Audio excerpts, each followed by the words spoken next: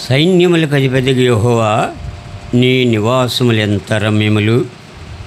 యెహోవా మందిర ఆవరణం చూడవలనని నా ప్రాణం ఎంతో ఆశపడుచున్నది, అది సమశిల్లుచున్నది. జీవముగల దేవుని దర్శించుటకు నా హృదయమును నా శరీరమును ఆనందంతో కేకలు వేస్తున్నవి. సైన్యములకు అధిపతికి యెహోవా, నా రాజా, నా దేవా, నీ బలిపీఠం నొద్దని పిచ్చుకలకు నివాసము దొరికెను. పిల్లలు పెట్టుటకు వానకోవిలకు గూటి స్థలము దొరికెను. మందిరము నివసించువారు ధన్యులు, వారు నిత్యము నిన్ను స్తుతించుదు. నీ వలన బలమునందు మనుషులు ధన్యులు, యాత్ర చేయు మార్గములు వారికి అతి ప్రియములు. బాకాలోయలో పడి విడుచు, దాన్ని జలమయంగా చేయుదురు. తొలకరి వాన దాన్ని నీళ్ళతో నింపు. వారు నానాటికి అభివృద్ధి నొందుచు ప్రయాణము చేయుదురు. వారిలో ప్రతివాడును సియోనులో దేవుని సన్నిధిని కనబడును. యెహోవా సైన్యములకు అధిపతికి దేవా, నా ప్రార్థన ఆలకింపు. యాకోబు దేవా, దేవుని చెవియొగ్గు. దేవా, మా కడేమా దృష్టించుము. నీవు అభిషేకించిన వాని ముఖము లక్షింపము. ఆవరణ ఒక్క దినము గడుటే ఈ దినముల కంటే శ్రేష్టము. భక్తిహీనుల గుడారం నివసించుట కంటే దేవుని మందిర ద్వారం నదుండా నాకు ఇష్టము. దేవుడైన యెహోవా సూర్యుడును కేడెమునై ఉన్నాడు. యెహోవా కృపయు ఘనతయు అనుగ్రహించును. యథార్థముగా ప్రవర్తించు వారికి ఆయన ఏ మేలు చేయక మానడు. సైన్యములకు అధిపతి యెహోవా, నీ యందు నమ్మికించువారు ధన్యులు. దేవుడి మాటలు మన నిమిత్తమై దీవించుగాక. ప్రార్థన చేసుకుందాం. ప్రేమగల మా తండ్రి, పరిశుద్ధుడైన మా దేవా, మీకు వందనాలు చెల్లిస్తున్నాను. ఎన్నికలేని నా జీవితంలో మీరు చేసిన అద్భుతమైన మీ కార్యాన్ని బట్టి మిమ్మల్ని స్తుతిస్తున్నాను. నీ అనాదికాల సంకల్పాన్ని నా ఎడల కూడా నెరవేర్చి గొప్ప రక్షణ ఇచ్చి, దేవా, మా పూర్వీకులు ఎంతోమంది భక్తిహీనులైన, ప్రభా, విగ్రహారాధికులైన, తిరిగి నిన్ను ఎరగైన వారైనా ప్రభా, వారిని మీరు చూడలేదు. కానీ ఎన్నికలేని నన్ను మీరు జ్ఞాపకం చేసుకొని గర్భంలో ఉండగానే తల్లి గర్భంలో నిరూపింపబడక మునిపే ఎరిగిన వారై ప్రభా, నన్ను నీ కృపకు పాత్రునిగా చేసి నా యవ్వన కాలంలో చేసిన దోషాలని మన్నించి క్షమించి తిరిగి తండ్రి నీ సొంత సమయంలో నీ ప్రియబిడ్డగా నన్ను అంగీకరించి నీ కృపలో ప్రభా నన్ను జ్ఞాపకం చేసుకొని మీరు ఇచ్చిన రక్షణ ఆనందం కొరకై మీకు వందనాలు చెల్లిస్తున్నాను.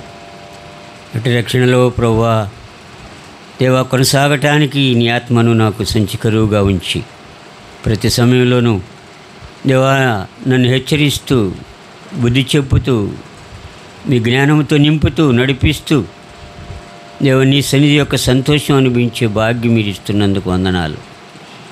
నిజంగా మా తండ్రి, నా మీద ఇంత దయ చూపించడానికి నేను ఏపాటి వాడును ప్రభువా. ఎన్నికలేని నన్ను మీరు ఎన్నుకొని నీ సేవా పరిచర్య కూడా ఈ రీతిగా అప్పగించి నీ ప్రజల మధ్య నిలబడగలిగే భాగ్యం మీరు ఇచ్చినందుకు మీకు వందనాలు. అంతేకాదు తండ్రి, నా వయసులో ప్రభువా ఉద్యోగంలో ఎంతో సహాయం చేసి రిటైర్ అయినా తిరిగి నీ కృప నా మీద కుమ్మరించి ఈ దినం వరకు మీరు కాపాడి దేవా నీ సన్నిధి సంతోషం అనిపించే వారిలో ఒక్కడిగా నన్ను ఉంచినందుకు మీకు స్తోత్రాలు చెల్లిస్తున్నాను. ఇన్ని ఘనకార్యాలు చేసిన నా తండ్రికి నేను ఏమి సమర్పించగలను మా ప్రభువా. దేవా కృతజ్ఞుడై నిన్ను నాయన మనసారా ప్రేమిస్తూ తండ్రి నీకు స్తుతులు చెల్లిస్తున్నాను. మరి సమయంలో హోరేబులో నీ ప్రజలతో కూడా మరి విదాసుడు లేటు దేవదానం గారిని వారిని ప్రేమించిన వారై దేవా ఈ లేఖనాల్లో రాయబడిన రీతిగా నాయన మా తండ్రి నీ బలిపీఠం యొద్ద పిచ్చుకలకు గూడు దొరికినట్లుగా వారి పిల్లలకు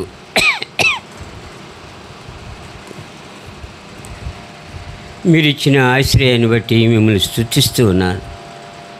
మీరు ప్రేమించిన కుటుంబం, మీరు ఎన్నుకున్న కుటుంబం తండ్రి, నీ చిత్తములో ఉండి నిన్ను సేవించే భాగ్యం మీరు ఇచ్చినందుకు వందనాలు. ఆ రీతిగా వారు బ్రతుకు దినాలన్నీ నీ కృపాక్షేమాలు వారంట పంపించడానికి ఇష్టపడిన తండ్రి మీకు వందనాలు. నాయనా నిన్ను ప్రేమించేవారు బలము పొందురని సెలవిచ్చిన నీ మాటను బట్టి మీకు స్తోత్రాలు.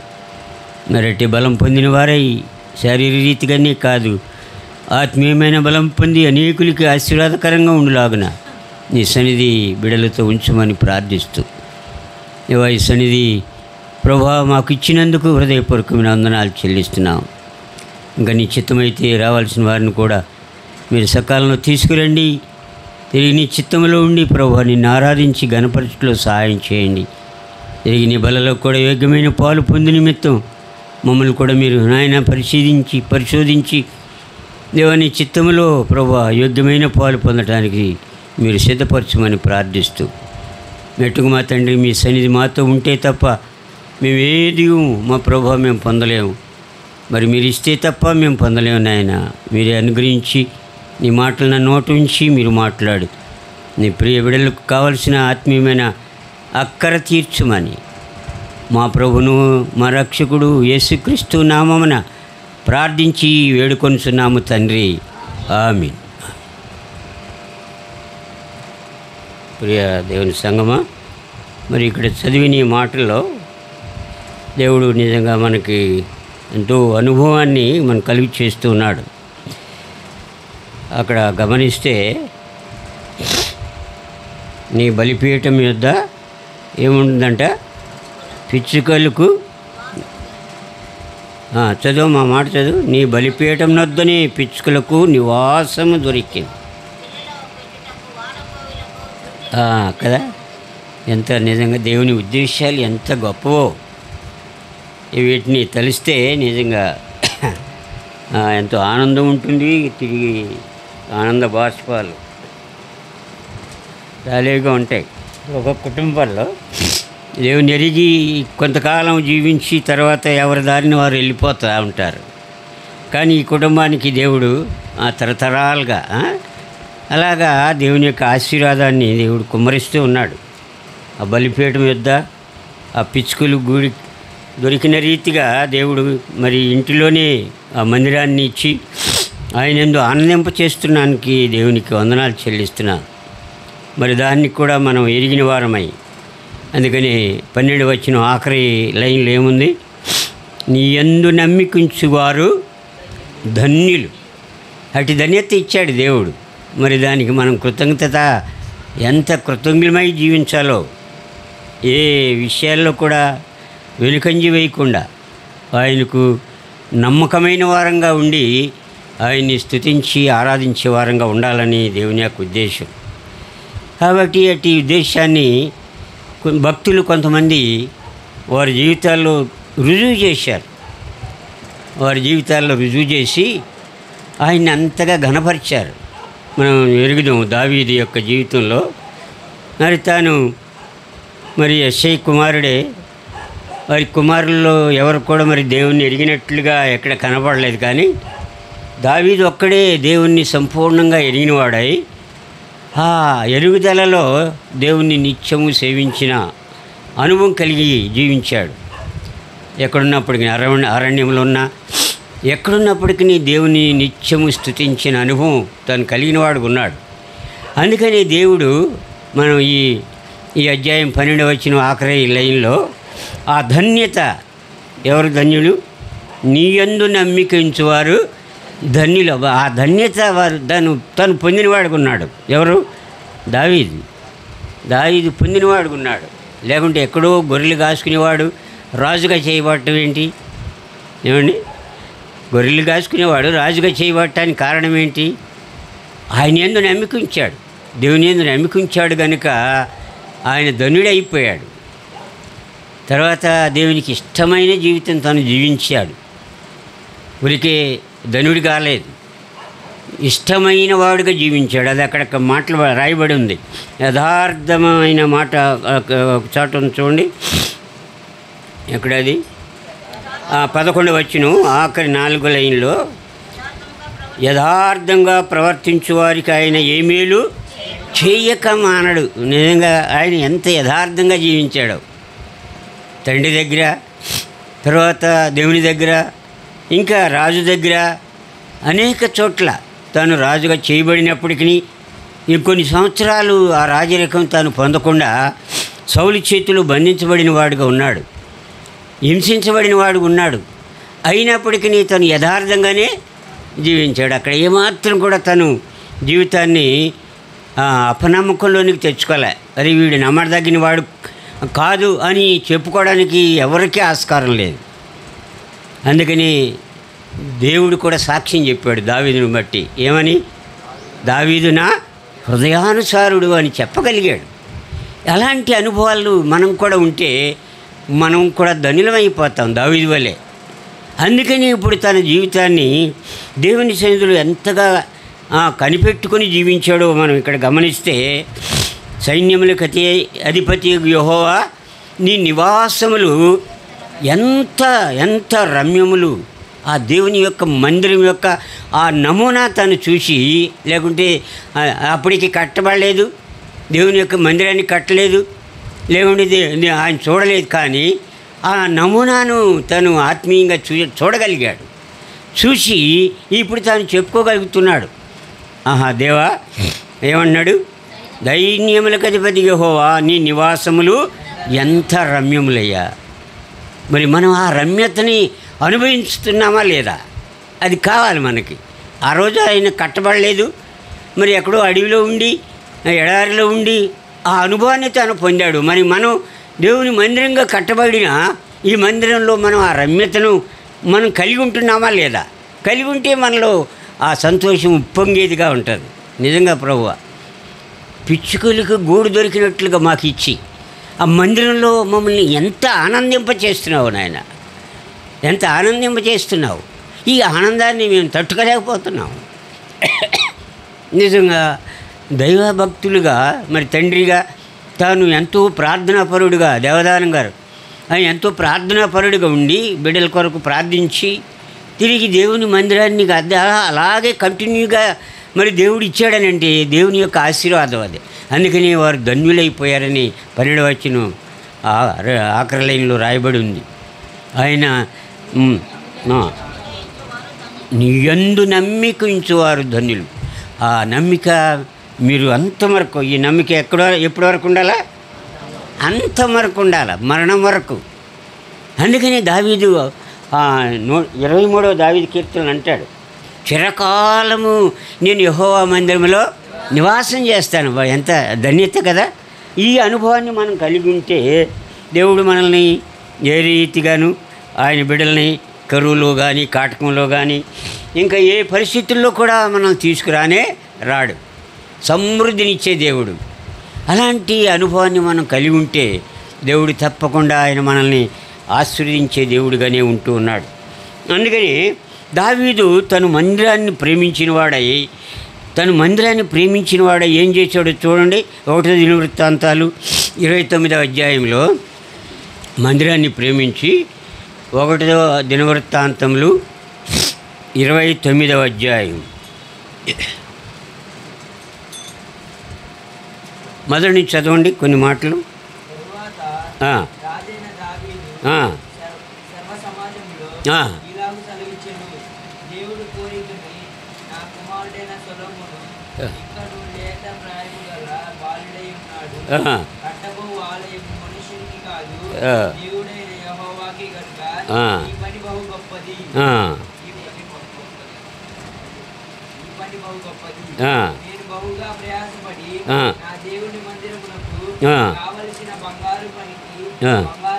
బంగారమును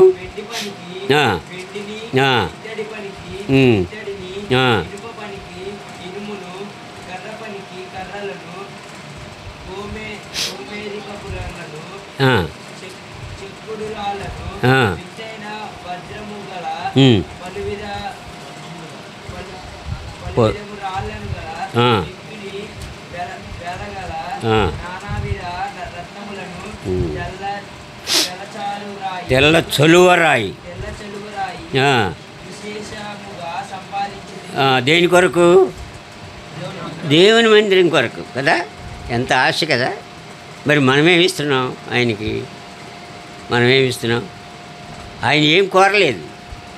అది ఏంటి, ఆయన బంగారం కానీ అదే అంటాడు కదా, నువ్వు ఏమీ కోరలేదయ్యా, నువ్వు కోరింది హృదయమే.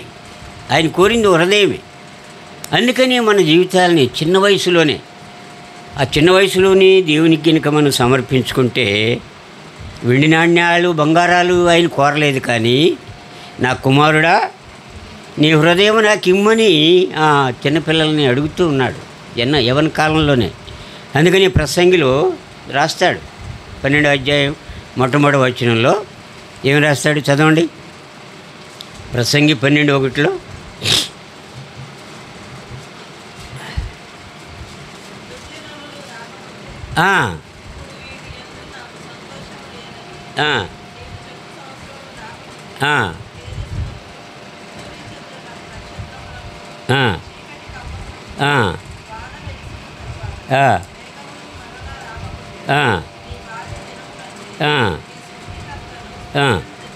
కదా ఇప్పుడు ఇవన్నీ వస్తాయి, అన్నీ వస్తాయి కదా, అన్నీ వచ్చేస్తాయి. వచ్చే 12 అధ్యాయం ఆఖరి భాగంలో అన్నీ దాన్ని తెలుపుతాడు. చక్రాలు ఊడిపోతున్నాయి, పళ్ళు ఊడిపోయినాయి, చెవుడు వచ్చింది, ఇవన్నీ వస్తాయి. కాబట్టి అవి రాకముందే నువ్వేం చేయాలా, నీ సృష్టికర్తను స్మరణ తెచ్చుకోవాలి. స్మరణకు తెచ్చుకొని ఆయన్ని ఆరాధించే అనుభవంలోనికి నువ్వు రావాలి. అందుకని తను జీవితంలో అన్నీ సంపాదించి అన్నీ పెట్టినప్పటికీ ఇంకా తన జీవితంలో లోటు ఉందని ఎరిగిన వాడాయి. ఆ కింద వచ్చిన 101వ దినవృత్తాంతాలు 29వ అధ్యాయం 3వ వచనం చదవండి. 3వ వచనం, మరియు నా దేవుని మందిరం మీద ఏముందంట, నాకు కలిగిన మక్కువ కదా. మరి మనకేం మక్కువ ఉంది? దేవుని మందిరం మీద మక్కువ ఉందా? కరెక్ట్గా మనం సమయాన్ని ఆయనకి ఇవ్వాలి. ఆయన హృదయమే కోరుకున్నాడు. ఆ హృదయాన్ని మనం ఆయనకి ఈకోకుండా ఎప్పుడో వచ్చి ఏదో ఆరాధించి వెళ్ళిపోయే పరిస్థితి కాదు. ఆ మక్కువ చేత నా మందిరానికి వెళ్ళాలి అన్న ఆసక్తి తను పొందినవాడికి ఉన్నాడు. అందుకని 122వ దావీదు కీర్తన 1వ వచనంలో ఏమంటాడంటే, యెహోవా మందిరమునికి వెళ్ళుదమని జనులు నాతో అన్నప్పుడు నేను ఎంతో సంతోషించానని ఎంత ఆశతో తను దేవుని మందిరానికి వచ్చినవాడికి ఉన్నాడు. వచ్చి ఒట్టిగానే రాలాయన, ఇంకా ఒట్టిగా రాకుండా 1వ దినవృత్తాంతాలు అది కంటిన్యూ చేయి.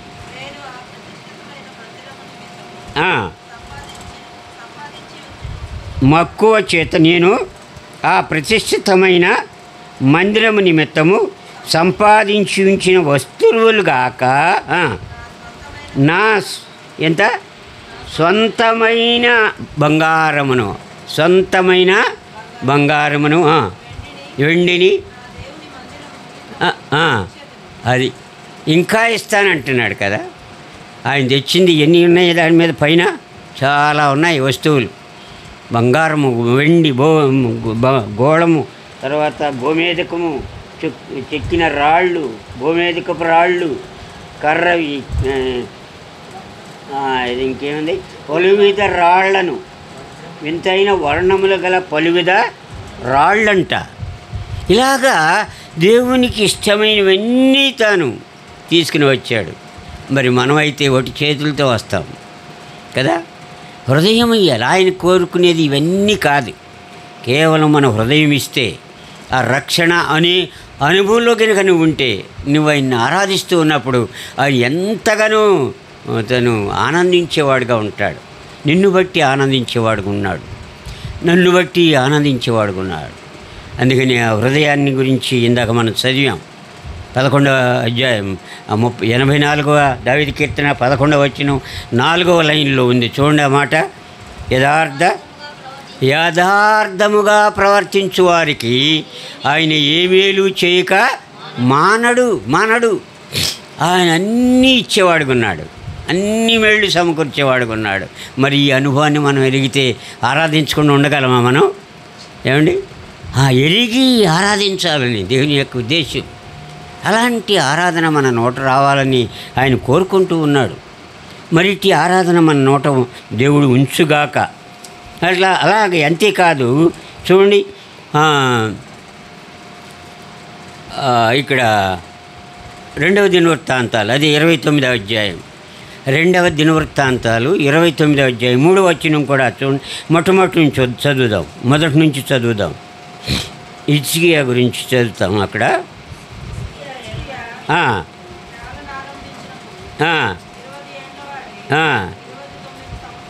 ఎంత వయసు అమ్మా? రాజుగా చేయబడిన వయసు ఎంత? 20 ఏండ్లు కదా. నీ వయసు ఎంతయా? 20నా? ఆ 20 ఏండ్లలో రాజుగా చేయబడి ఇప్పుడు చూడండి దేవుని మందిరాన్ని ఎంతగా ప్రేమించాడో చూడండి. చదవండి, చదవమ్మా.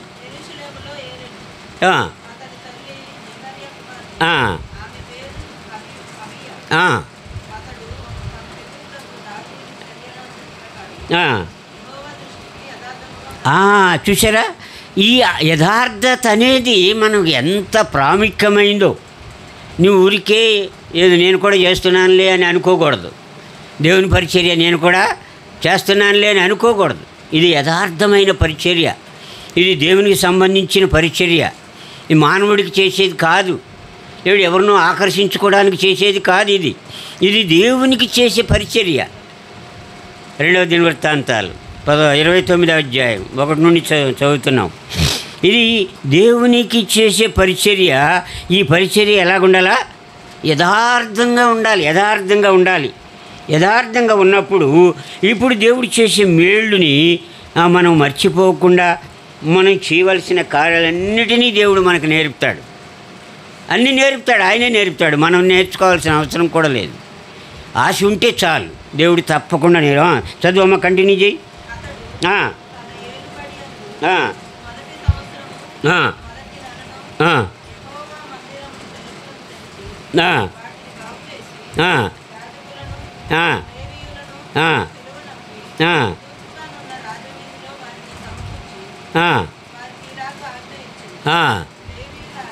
లేవీయులారా,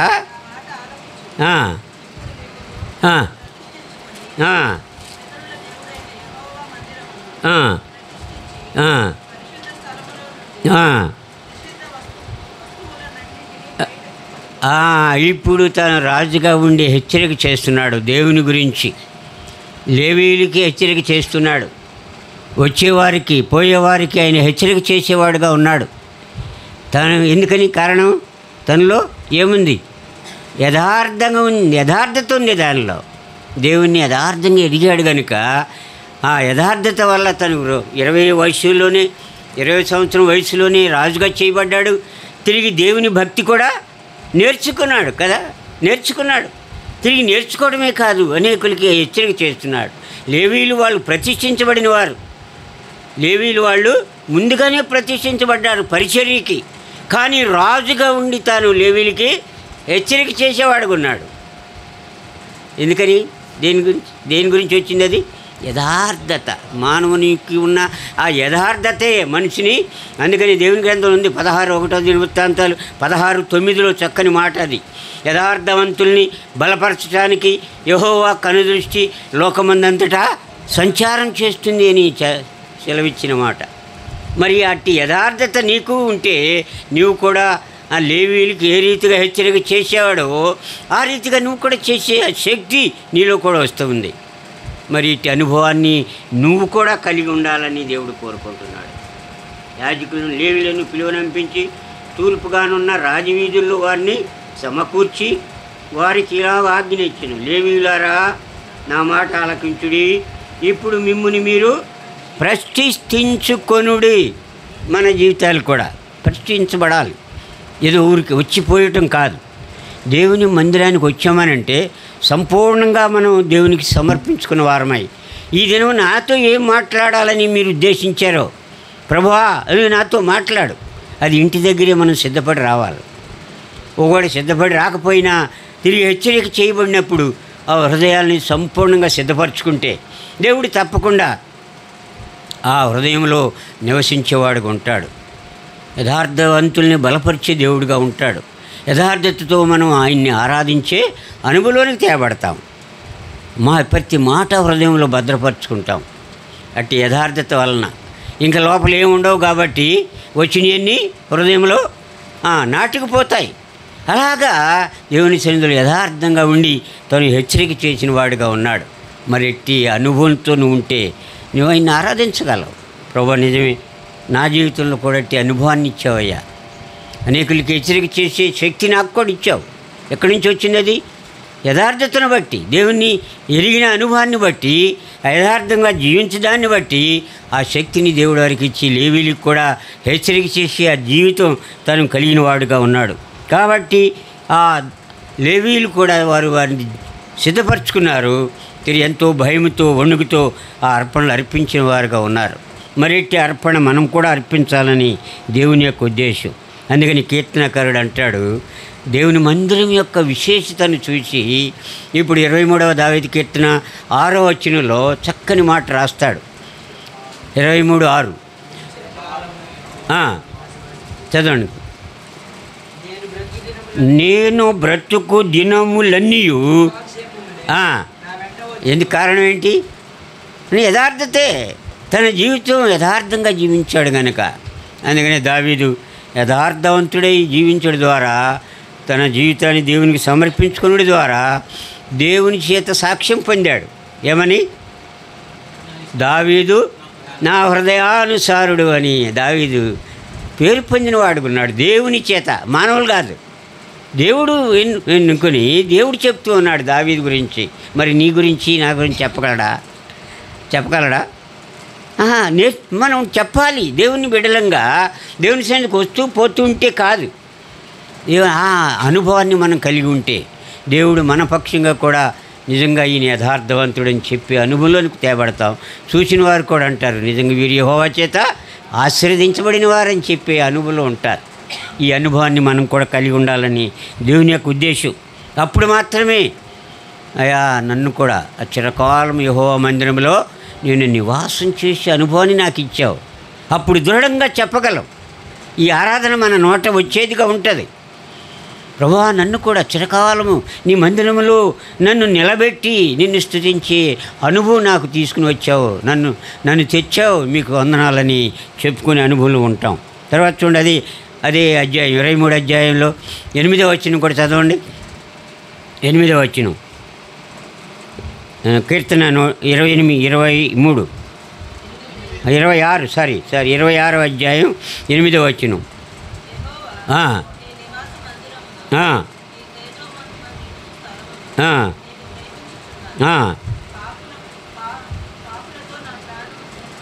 అది ఎప్పుడైతే నువ్వు దేవుని మందిరాన్ని ప్రేమించి దేవునితో సంబంధం కలిగి ఉంటావో ఇంకా నీకు దేనితో వ్యత్యాసం ఉంటుంది? దేనికి దూరం అయిపోతావు? పాపులతో అసలు సంబంధమే లేదు. అప్పుడు నిత్యము ఏం చేస్తావంటే దేవుని మందిరంలో ఉండి నిత్యము ఆయన కీర్తిని కొనియాడుకునే వ్యక్తిగా ఉంటావు. తర్వాత కీర్తన 1:1 ప్రకారంగా ఆయన సందులో నిత్యము కనబడేవాడు ఉంటావు. నిత్యము ఆ కీర్తన పాడుతూ, ఆ కీర్తన చదువుతూ, దుష్టుల ఆలోచించుకున్నడుక, పాపుల మార్గంలో నిలువక, అపహాసకులు కూర్చుండి చోట కూర్చుండక యెహోవా ధర్మశాస్త్రంలోనే ఆనందించేవాడగుంటావు. అప్పుడు నీటి కాలువ ఎవరను నాటబడిన చెట్టులాగుంటావు. ఆ ఫలం తగిన కాలంలో ఫలం ఇచ్చే అనుభవంలోనూ ఉంటావు. ఈ అనుభవాన్ని నువ్వు కలిగి ఉండాలని దేవుని యొక్క హెచ్చరిక. అటు అనుభవం నాకు కూడా ఇచ్చావయ్యా, నీకు వందనాలు. ఇది నువ్వు అనుభవిస్తే నువ్వు కూడా ఆరాధించగలవు. ప్రభువా నిజంగా నేను ఇట్టి స్థితి నాకు ఇచ్చినందుకు మీకు స్తోత్రాలు. అందుకని దేవుడు కూడా చెప్తాడు 145వ దావీదు కీర్తన 15వ వచనంలో ఆ మాట అంటాడు, ఇట్టి స్థితి గలవారు ధన్యులు, యెహోవా తమకు దేవుడిగా గల జనులు ధన్యులని మాట రాయబడి ఉంటుంది. చదవండి. 145 15వ వచనం.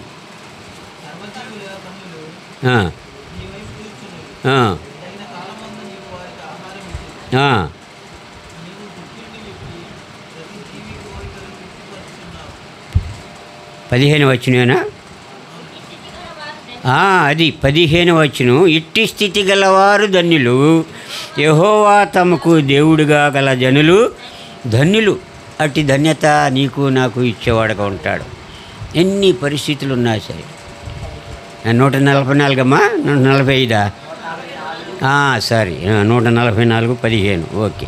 కాబట్టి మన జీవితాన్ని ఒక్కసారి జ్ఞాపకం చేసుకుందాం. ప్రభువా, మరి నాకు ఇచ్చిన ఈ అవకాశం, ఇది అందరికీ రాదు కదండి. అందరికి వస్తుందా? ఇంత గొప్ప అవకాశం ఎవరికి వస్తుంది? ఇంత గొప్ప అవకాశం ఇచ్చి నిత్యం ఆయన సన్నిధిలో మనల్ని మోకరింపచేసి ఆయన సన్నిధిలో ఆ పరలోకమందున్న దేవుణ్ణి భూమి మీద నిత్యము సేవించుకుని ఆ ధన్యత మనకిచ్చాడంటే మనం ఎంత ధన్యులు. అందుకని ఇట్టి స్థితి గలవారు ధన్యులు, యెహోవా తమకు దేవుడిగా గల జనులు ధన్యులు అని అనుభవాన్ని మనం దేవుడు మనకు అనుగ్రహించాడు. అందుకని మనం స్తుతించాలి. తర్వాత చూడండి 27వ అధ్యాయం అదే 12 కూడా చదవమ్మా. 26వ అధ్యాయం కీర్తన 26వ అధ్యాయం 12వ వచనం కూడా చదవండి.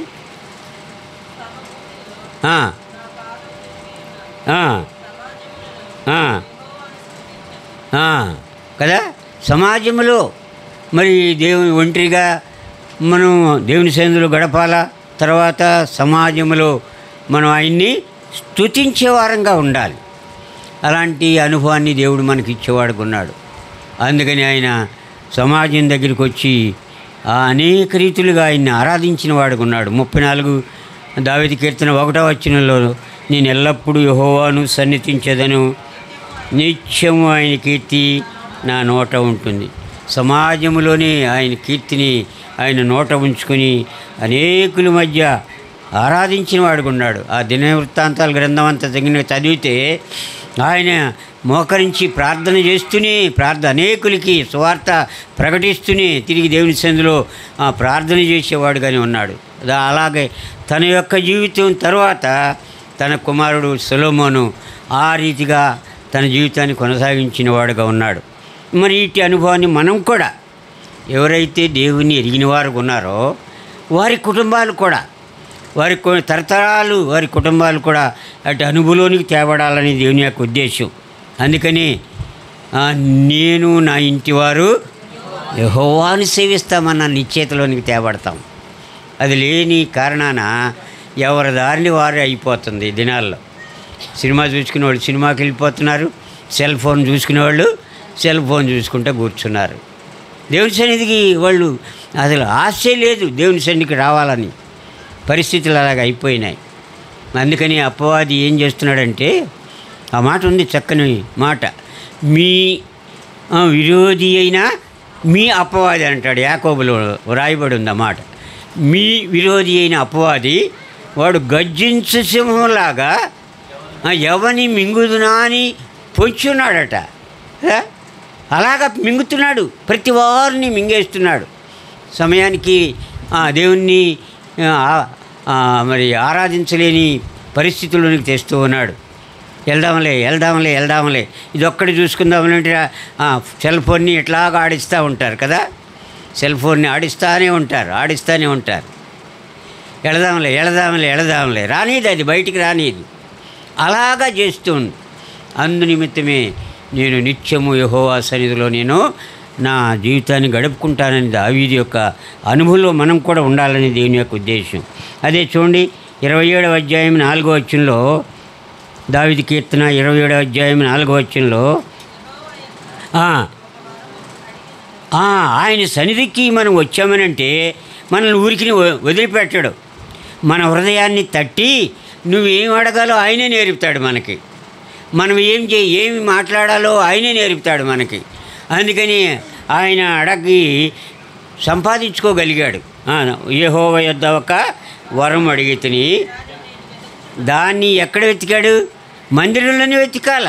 ఎక్కడ వెతికినా దొరికేది కాదు. అది మందిరంలోకి వచ్చి ఆయన సన్నిధిలో వెతికినప్పుడు చదువమ్మా, యెహోవా ప్రసన్నతను చూచుటకును ఆయన ఆలయంలో ధ్యానించుటకును నా జీవిత కాలమంతయు. అవునా? మరి నువ్వు అలాగా కోరే అనుభవం ఉందా మనకి? అలాగా కోరే అనుభవం ఉందా? ఇక్కడ ఏదో 1 గంట 2 గంటలు కాసేపాటు కూర్చుని తర్వాత మిగిలినంతా ఆ సాతాను యొక్క మందిరమే. మిగిలినంతా సాతాను మంది. కొంతమంది టీవీ దగ్గర కూర్చుంటారు, కొంతమంది ఏమో సెల్ ఫోన్ తిప్పుకుంటా కూర్చుంటున్నారు. అదే పరిస్థితి అయిపోయింది. కాబట్టి మన జీవితాల్ని దేవుని సమర్పించుకుందాం. ఆయన ఆరాధించే ఆరాధన యథార్థంగా ఉండాలి. మనం చేసే క్రియలు కూడా యథార్థంగా ఉండాలి. తిరిగి ఆయనకి సమర్పించుకున్న ఆ జీవితం దేవునికి ఇష్టమైందిగా ఉండాలి. అప్పుడు మన ఆరాధన మీద ఆశీర్వదయ్యేవాడుగా ఉంటాడు. కాబట్టి ఈ ఆరాధన, అందుకని 84వ దావీదు కీర్తనకి వెళదాం. 84వ దావీదు కీర్తన 10వ వచనంలో అంటాడు కదా, చూడండి 10వ వచనంలో, నీ ఆవరణములో ఒక్క దినము గడిపితే, అవునా, ఎంతమంది కొంది ఈ ఆలోచన నిజంగా దేవుని సన్నిధిలో ఒక్క దినం గడపాలి, ఒక దినమంతా గడుపుకోవాలి అని ఆలోచన కనుకుంటే నిజంగా 1000 దినాలతో సమానం అంట ఒక్క దినం. ఇది ఊరికే నోటి మాటలు అయ్యి అనుసరించే వాళ్ళు ఎంతమంది? చాలా తక్కువ, చాలా తక్కువ. అందుకని అంతేకాదు, చూడండి 2వ తిమోతిలో ఉంది ఇంకో మాట, 3వ అధ్యాయము 8వ వచనం చదవండి.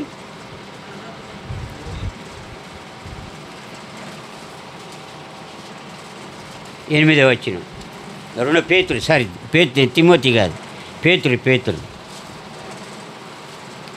పేతురు పత్రిక 2వ పేతురు 3:8.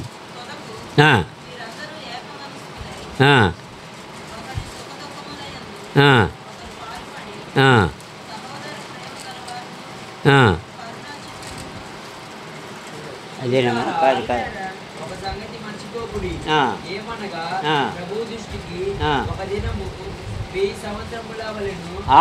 ఒకటో పేతురు, సారీ 2వ పేతురు అని చెప్పాను, 1వ పేతురు 3వ అధ్యాయం 8వ వచనం. తుదకు మీరందరూ ఏక మనస్కులై ఒక్కరి సుఖ దుఃఖములందు ఒకరు పాలుపడి,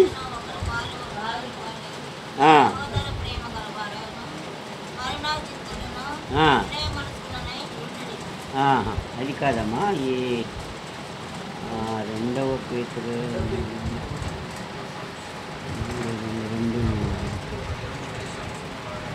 1000 సంవత్సరాలని రాయబడి ఉంటుంది. 2వ పేతురు 3వ అధ్యాయము 8వ వచనం. 8వ వచనం చదవండి. ఏమనగా ఇందాకేం చదివాం? 1000 దినాలన్నా. ఇది ఏంటండి ఇది? అది సత్యమా లేకుంటే అసత్యమా? దేవుని మాట ప్రతిదీ సత్యమే, దాంట్లో మనం ఏమి చేయడానికి లేదు, దాన్ని వమ్ము చేయటానికి లేదు. 1000 సంవత్సరాలు, 1000 సంవత్సరాలంటే మామూలు మాట అండి. నిజమే, దేవుని యొక్క ఉద్దేశాలు ఎంత గొప్పవో అవి మనకి కంటికి కనబడవు, చెవికి వినబడవు, మా హృదయానికి గోచరం కావు. అలాంటి అగోచరమైన సంగతులు మనకు తెలియజేసేవాడుకున్నాడు. ఎక్కడ? దేవుని మందిరంలోనే. దేవుని మందిరం లేకుంటే ఇవన్నీ మనకి ఎక్కడ తెలుస్తాయి? దేవుని మందిరంలో ఇవన్నీ మనం నేర్చుకుంటూ ఉంటాం. అలాగ నేర్చుకొని దేవుని సన్నిధిలో కనుక మనం స్థిరపడి ఉంటే, ఎక్కడ ఉండాలని కోరుకున్నాడు? ఇందాక మనం చదివాం, నీ మందిరంలో నిత్యము ఉండాలని ఆశపడ్డాడట. 1000 సంవత్సరాలు ఉండాలని ఆయన ఆశపడుతూ ఉన్నాడు. మరి అలాగా చాలామంది రక్షించబడిన వారు వెనుక జారిపోయేవారు ఉన్నారు. వారి ఆశీర్వాదాలన్నీ పోగొట్టుకుంటున్నారు. వచ్చినోళ్ళు పాతోళ్ళు ఎవరు కనపట్ల మరి ఇప్పుడు. ఎందుకని? కారణం ఏంటి? ఆశీర్వాదాలు పోగొట్టుకున్నారు, దేవుని ఆశీర్వాదాలను. మేము ఎక్కడో వెళ్తున్నాంలే అని అనుకుంటున్నారు వాళ్ళు, కానీ సరైన మార్గంలో. అందుకని మాట ఉంది సామెతల్లో, ఒకని ఎదుటే సరైనదిగా కనబడు మార్గం కలదు, తుదకది మరణానికి దారి తీస్తుంది. 16 చూడండి, సామెతల గ్రంథం 16వ అధ్యాయం. సామెతల గ్రంథం 16వ అధ్యాయం.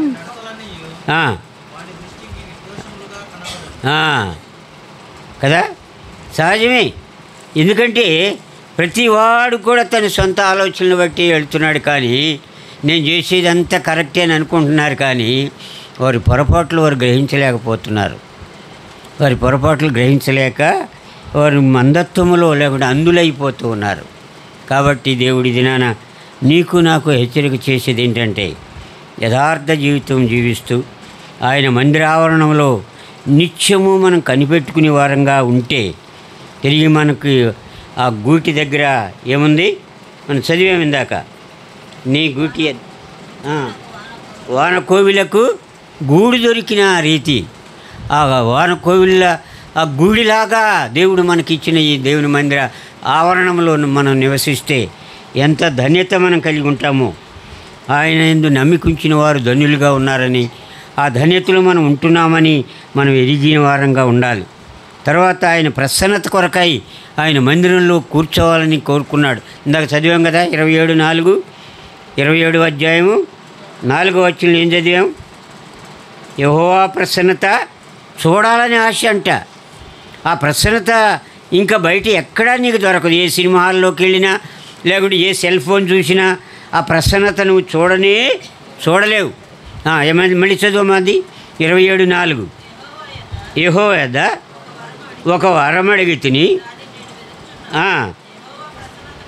యెహోవా ప్రసన్నతను చూచుటకును ఆయన ఆలయంలో ధ్యానించుటకును నా జీవిత కాలమంతయు నేను యెహోవా మందిరములో నివసింపగోరుచున్నాను. ఇంత ఈ అనుభవాన్ని మనం కలిగి ఆయనలో ఆనందిస్తూ ఉంటే నిజంగా ఈ ఆనందం ఈ లోకంలో ఎవ్వరు ఇవ్వండి. ఒక పాట కూడా ఉంది కదా, ఎవరు ఇవ్వని ఆనందం అంట. ఇది ఎవరు ఇచ్చే ఆనందం కాదు, ఇది దేవుడే ఈ ఆనందాన్ని మనకి ఇచ్చేవాడుగా ఉన్నాడు. అందుకని 16:11 ఉంది, కీర్తన 16:11, నీ సన్నిధిలో సంపూర్ణ సంతోషము కలదు, నీ కుడి హస్తములో అనేకమైన దీవెనలు ఉన్నాయని. చదవండి.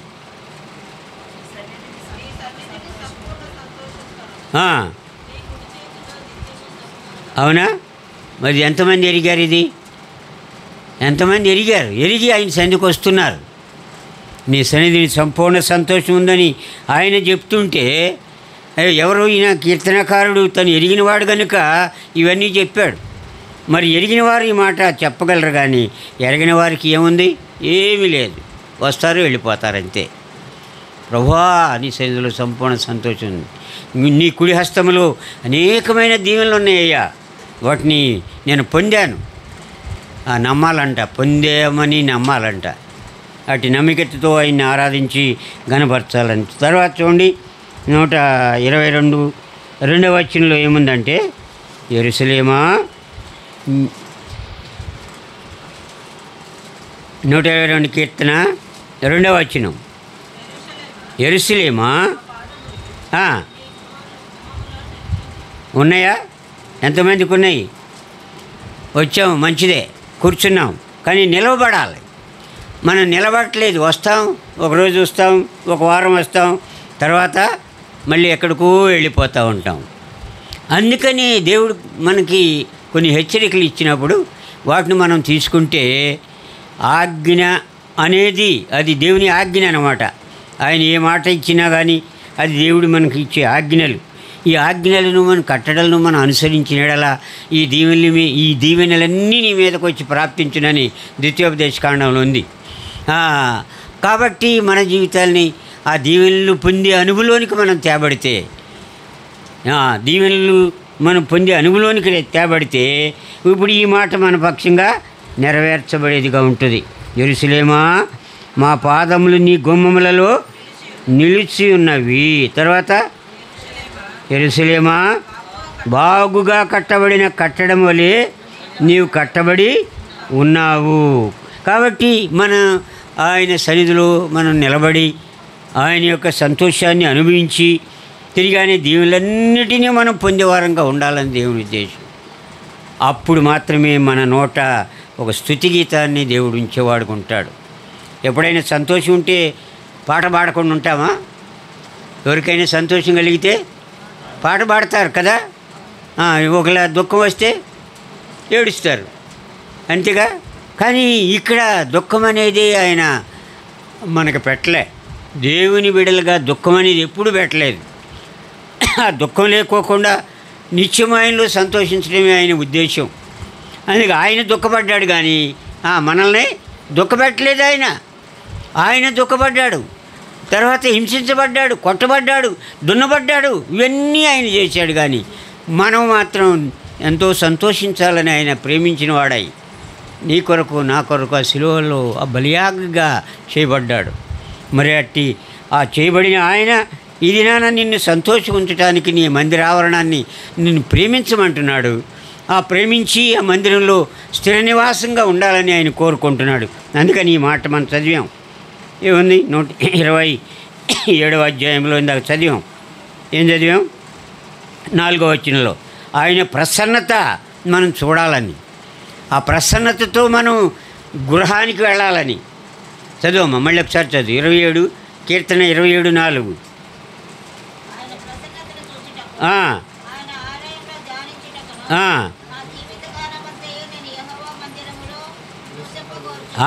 అది ఆ అనుభవాన్ని మనం కలిగిన వారమై ఆయన మందిరంలో మనం ఉండాలని దేవుడు కోరుకుంటూ ఉన్నాడు. మరెట్టి అనుభవం కలిగిన వారమై ఆయన సన్నిధిలో మనం ఆరాధించి